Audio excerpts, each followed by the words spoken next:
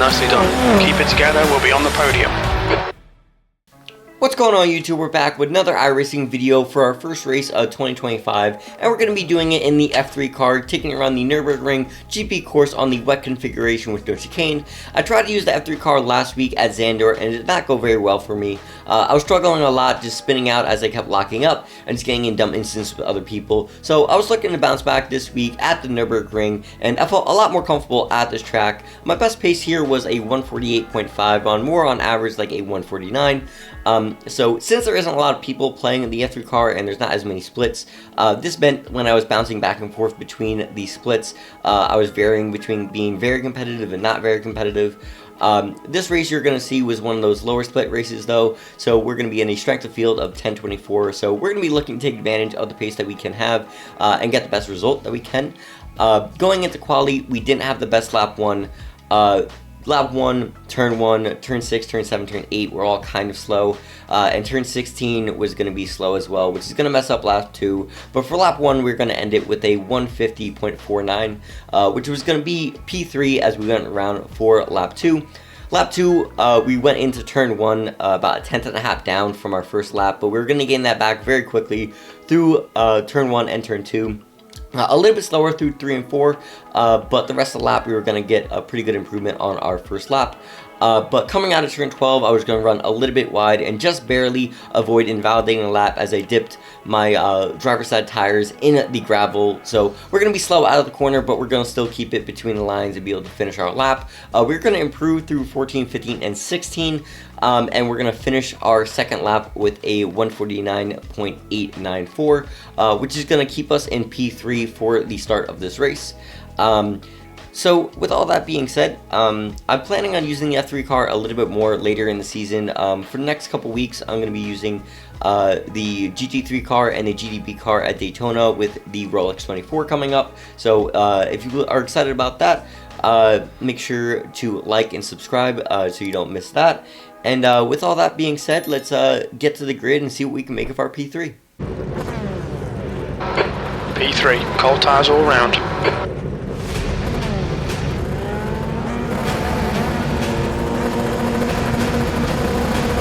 This will be a standing start. Okay mate, get ready.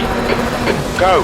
At the start, number 3 and P2 is going to jump just a little bit early. While we get a halfway decent start, the number 10 and P4 is going to get a better start than us and be able to pull alongside and ahead as we go into turn 1, while the 6 behind also got a good start and is going to be able to pull side by side as we go through turn 1. But the 10 is going to have a bad exit out of turn 1, which is going to allow me and the 6 to pull alongside and go 3 wide briefly as we go into turn 2, and we're going to have the inside line, which is going to allow us to pull ahead of the 10 and the 6 as we go up into turn 3. But the 10 is going to stick it around our outside as we go through turn 3, and as we approach turn 4, we're going to go a little bit too much to the left, opening up a hole between me and the 10 for the 6 to send it down the middle of us and make contact with number 10's rear tire, although they're going to get away with the contact. And despite a wide exit, they're going to get a good run out of the corner as we go down to turn 6. We're going to look a little bit to the inside and maybe throw the 6 off as we go into the corner, but they're not going to fall for it, and we're going to stay single file. Although that's going to change as we come out of turn 7. The number 10 is going to have a bad exit, running just a little bit wide, allowing the 6 to pull alongside as we go down on the run to turn 8. And as the 6 moves to the inside, we're going to move to the inside to follow their wheel tracks to be able to take advantage of their fight, also gaining a position on the 10 ahead. As we stick our nose to their inside as they were forced to the outside, which is going to force them more to the outside, giving them a bad exit out of the corner, allowing us to move up to P4 on track, which is actually going to be P3 as the number 3 ahead is going to have to take a drive-through penalty for jumping the start within the next 3 laps. So after surviving the madness of lap 1, turn 1 at the Nürburgring, as well as surviving the rest of the lap on cold tires, we're going to be looking to see where our pace is going to land us as we look to fight ahead with the leaders, as well as build up a gap to those behind us as number 17 takes P4 from the number 10. So we're going to be looking with such a long race to go to fight to stay on the podium at bare minimum.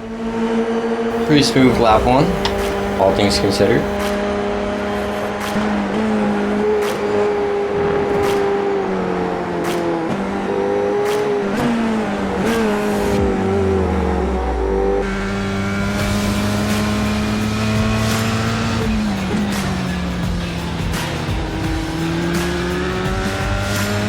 Decided to take his penalty down the Haas.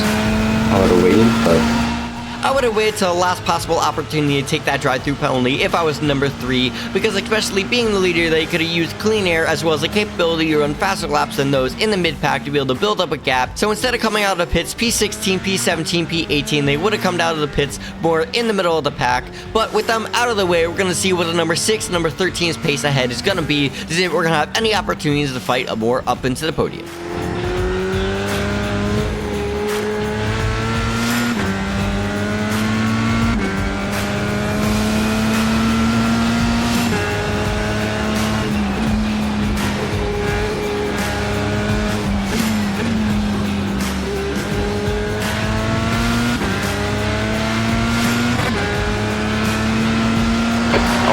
Next car is sketchy.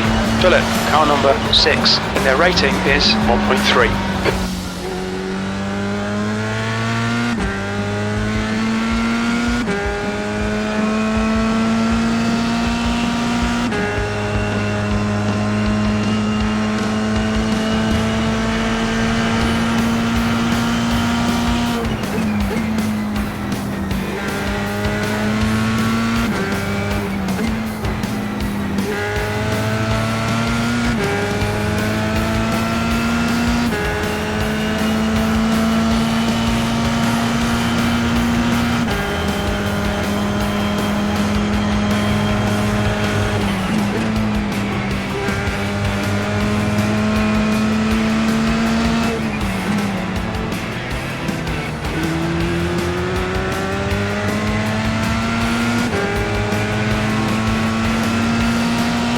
As we come to the end of lap 2, we're going to set a purple lap with a 149.776, although the 6 ahead is actually going to run a faster lap time than us with a 149.662. Although they invalidated it with an off track, they're still going to gain a 10th on us and now be a second ahead of us, as they also gain 2 tenths on the leader ahead, but we're still also close to this is anybody's race.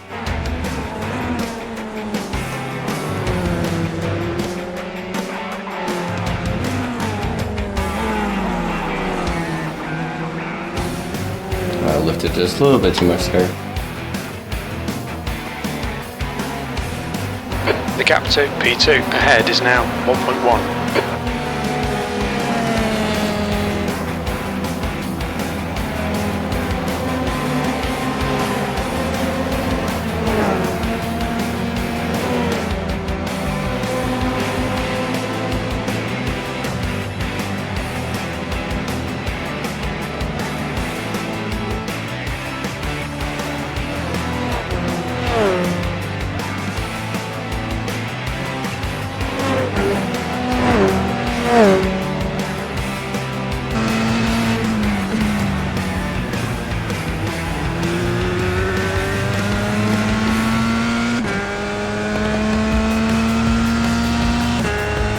At the end of lap 3, we're going to be able to set another purple time, just barely beating out the leader and gaining that 10th back on the number 6 ahead, and we're going to be looking to stay within a second to be able to start getting that slipstream effect, so we can stay with P2 as they have slipstream from the leader ahead, as well as also being able to fight up ahead with them.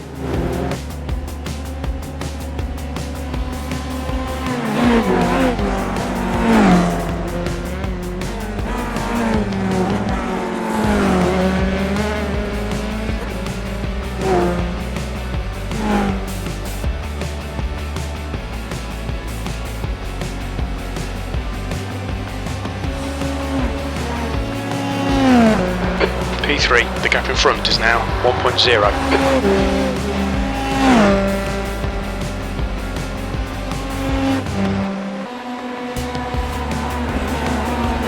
The gap in front is now 1.0 seconds.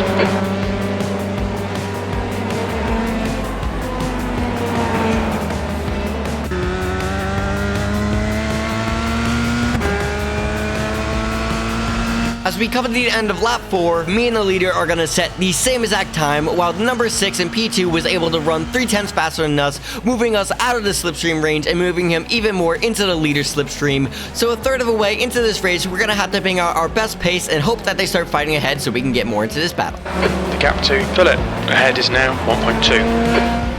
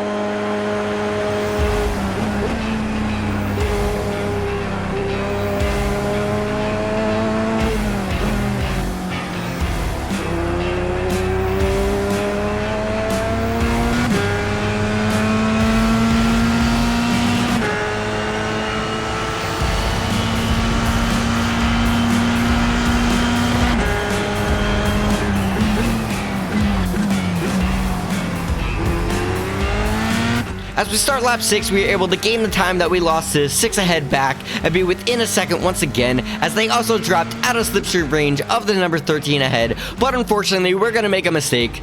I missed my brake pedal. Like entirely missed. Almost just placed my clutch instead. Lost me a lot of time. Damn it. Unfortunately, going into braking for turn 3, I placed my foot just a little bit oddly on my pedal and messed up my braking running deep into the corner. So unfortunately, we're going to lose 6/10 to the number 6 ahead. So now we're definitely going to need to pull out our best pace and run our best laps, as well as hope the number 6 ahead can catch the leader and start fighting to be able to get us back into this battle. The gap to P2 ahead is now 1.6.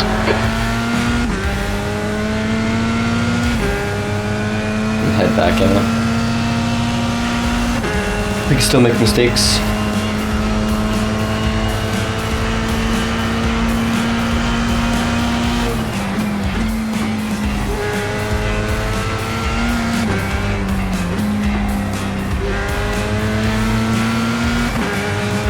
The gap to Philip ahead is now 1.8.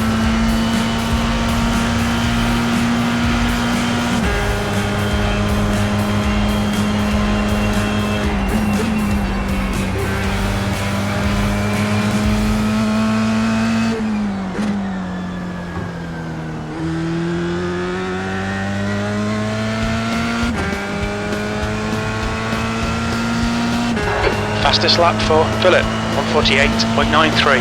That lap time was 150.09. Sectors 1 and 3 are 0.6 off the pace. Sector 2 time is okay.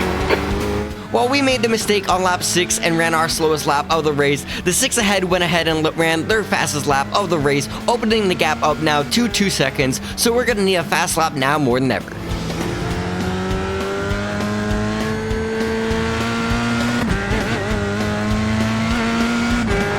Track limits.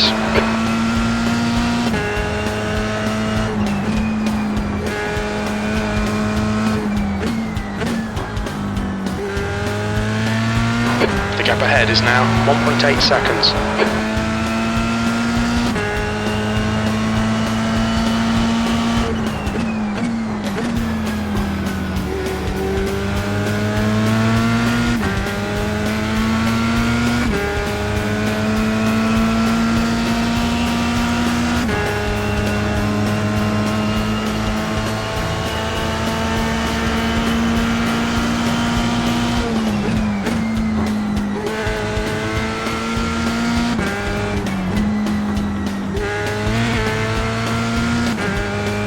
Okay, Rob, you're reeling. Fill it in. The gap is now 1.3.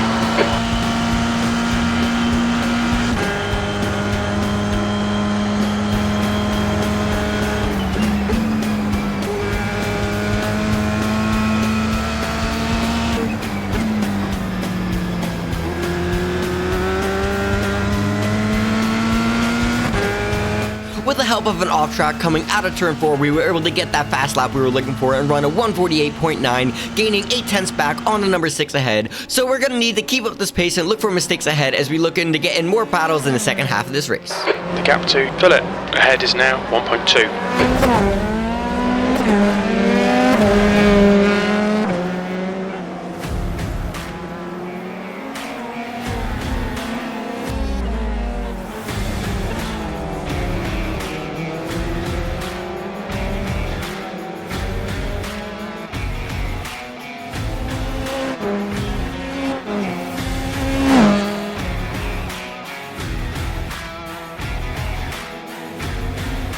The gap to fill it in front is now 1.6.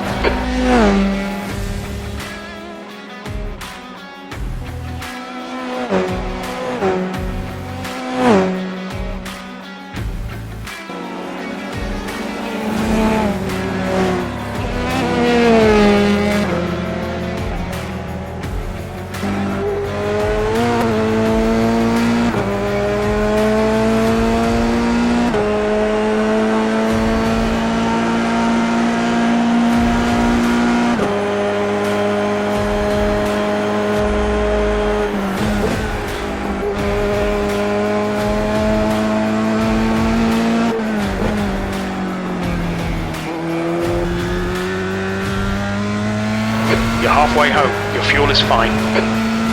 After another good lap by the number 6, they're going to set a purple time with a 1:48.7, gaining half a second on us, moving the gap now to 1.7 seconds, but he's gaining on the leader, so we're going to be looking for them in the fight up ahead so that we can still get back in this battle. The gap to P2 ahead is now 1.7 seconds.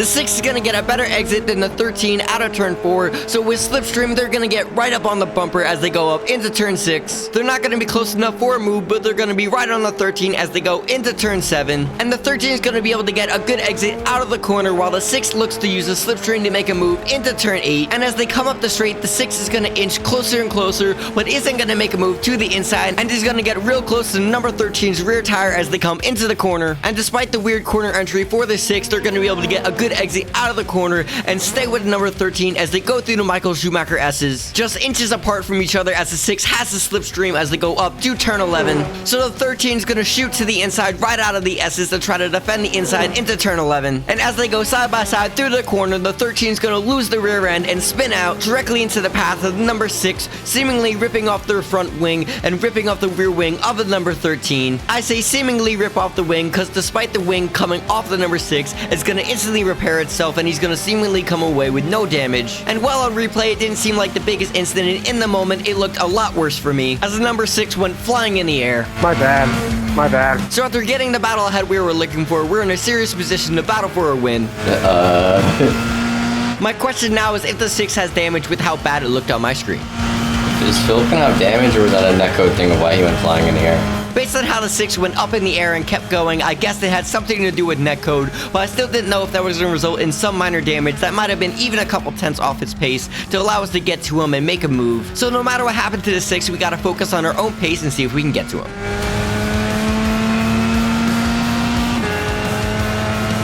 Time to go Narbo sauce. This is brilliant. Keep it up. P2.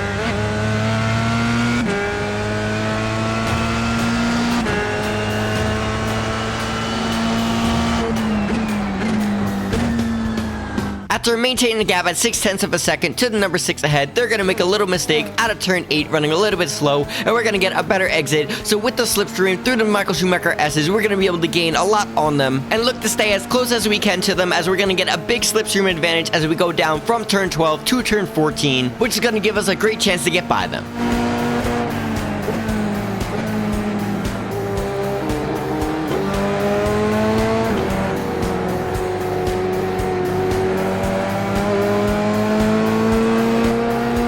As we were able to keep it close and have a good exit out of turn 12, we were able to use the slipstream to get right up on the 6. They're going to take a defensive line as we go into turn 14 though, and we're not going to be close enough or brave enough to go side by side with the 6 through turn 14 and 15, but we're going to stay close and look to set up a good exit out of turn 16 to get a good run down the front stretch, which we're going to be able to do and be right on the bumper of the 6 as we come out of the corner, which is going to force them all the way to the inside to go defensive for turn 1. So as we gain on them and move closer to the wall, I'm going to see if there's any hole that I can slip up on the inside, but as that closes, I'm going to slip to the outside of the 6, and I'm going to stay as close as I can to him, forcing him to a shallow line for turn 1, and as soon as we come up to the braking zone, I'm going to zip back onto the racing line. However, I made my move just a little bit too late and made myself uncomfortable into the braking zone, locking the front step just a little bit into the corner, but we were able to get the car slowed, stay within track limits, and complete the overtake for the lead.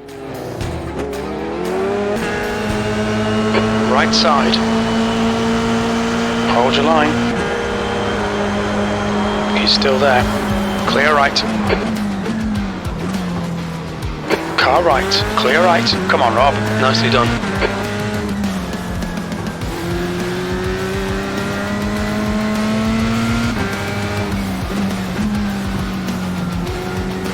3 and turn 4 had to be my worst corners of this course, and after the adrenaline of getting the overtake done, we're gonna make a mistake out of the corner, and the 6 is gonna get a lot better exit out of turn 4 than us, so we're gonna go defensive to the inside for turn 6, which is gonna throw off the 6 into the corner, giving us that tiny bit of breathing room that we need.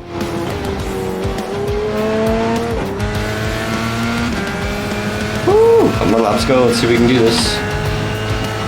It's definitely fast. I don't think it's damage though.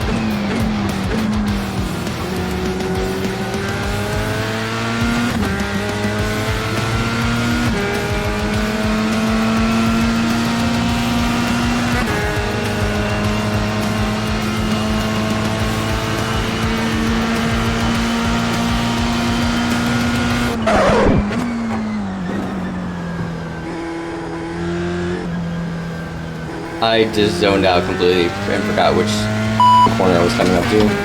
Come on, don't let him get away. Oh god, alright, well. This is where we find out if he has damage or not.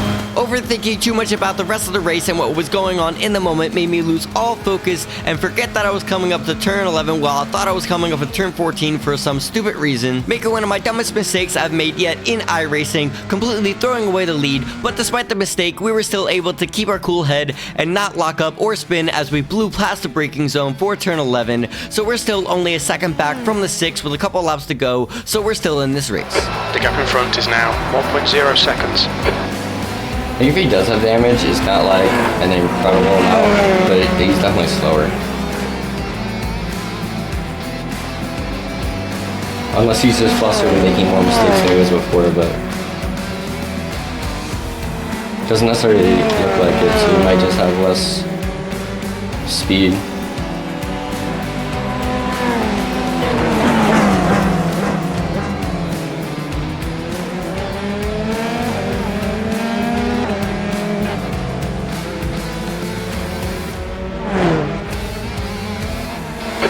To fill it, ahead is increasing, it's now 1.3 seconds.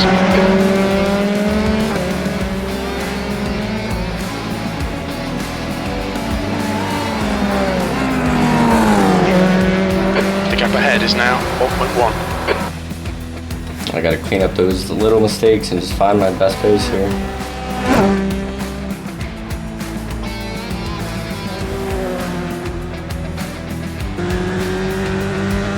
As we come to 3 to go, we weren't able to make any big gains to the 6 ahead over the last 2 laps, and the gap is still 1 second ahead, but we still have 3 laps to go, which is plenty of time to catch and plenty of time for them to make mistakes.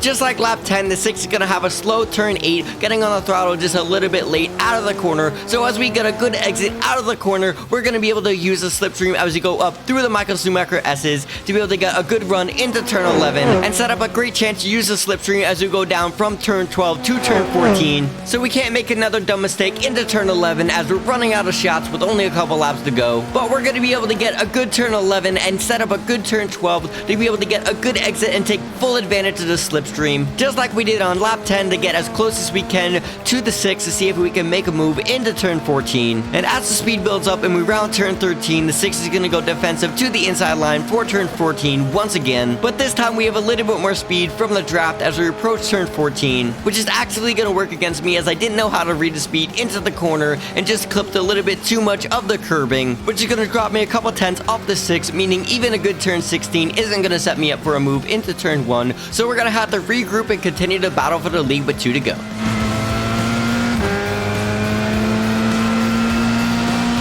Real sloppy, real sloppy. We got a pace though. Keep it together, we'll be on the podium. I want the podium, I want to win.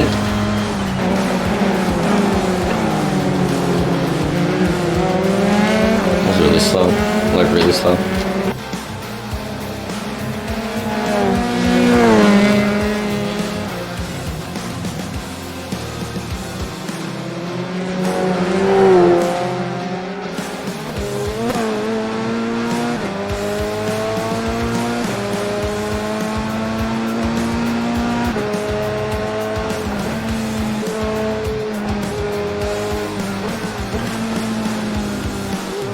P2.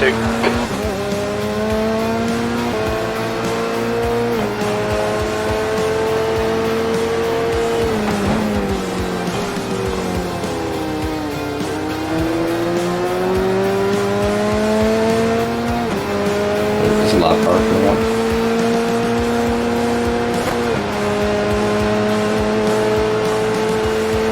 And the white flag on over.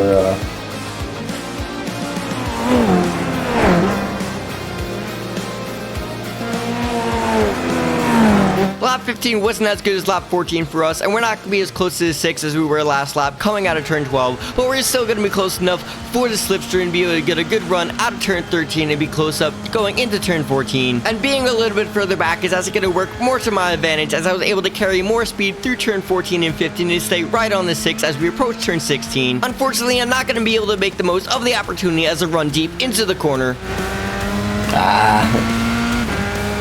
Let's see what we can do. Okay, Rob, one more to go. Keep it together, we'll be on the podium.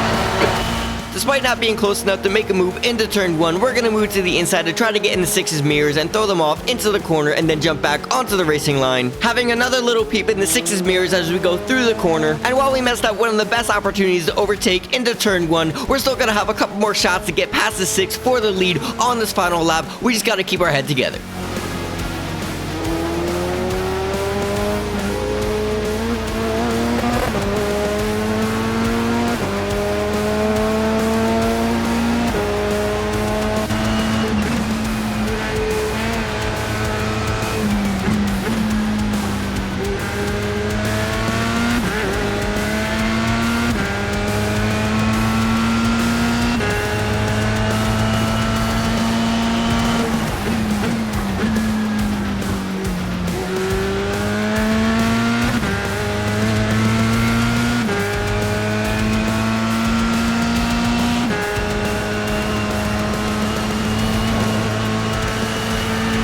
No!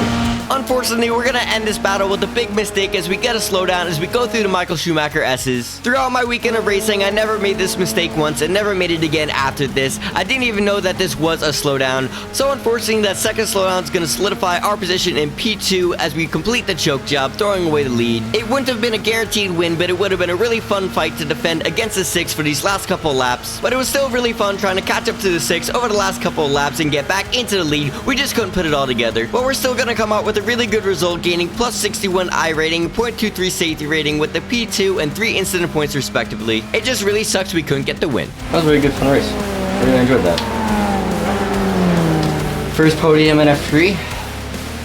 Sucks because it could have been our first win and we completely just threw it away. It would have been probably a good fight for the win there, but unfortunate. Podium finish, nice one. That's the end of the session.